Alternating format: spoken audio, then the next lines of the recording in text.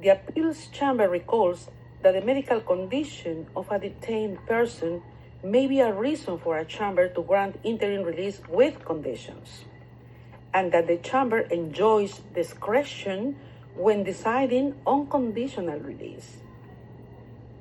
The appeals chamber considers that it is not apparent from the pretrial chamber's assessment that it was unreasonable.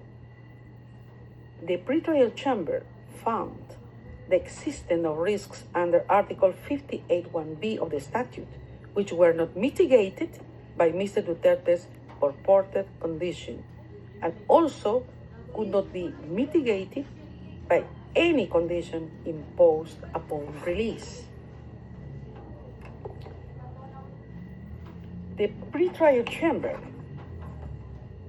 then proceeded to analyze whether humanitarian grounds, as argued by the defense, could justify release on conditions. The appeals chamber thus considers that the pretrial chamber assessed relevant information before it in light of the arguments made by the defense and reached its conclusion on this basis. It follows that the defense has failed to demonstrate that the pretrial chamber's assessment was unreasonable. Accordingly, the appeals chamber finds that the defense has failed to show that the pretrial chamber erred in its assessment.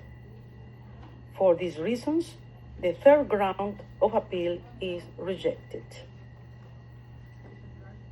Finally, the appeals chamber notes that the pretrial chamber reached its conclusions in relation to the risks enumerated in Article 58(1)(b) of the statute on the basis of a comprehensive assessment of the information before it. In the present case, having rejected the three grounds of appeal presented by the defense in the appeal brief, the appeals chambers unanimously confirms the impugned decision. This brings us to the end of the summary of the appeals chamber's judgment. The judgment will be notified to the parties and participants after the hearing. Translations of the summary will also be available in due course.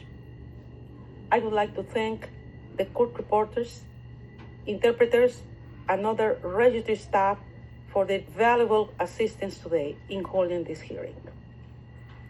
The hearing is adjourned.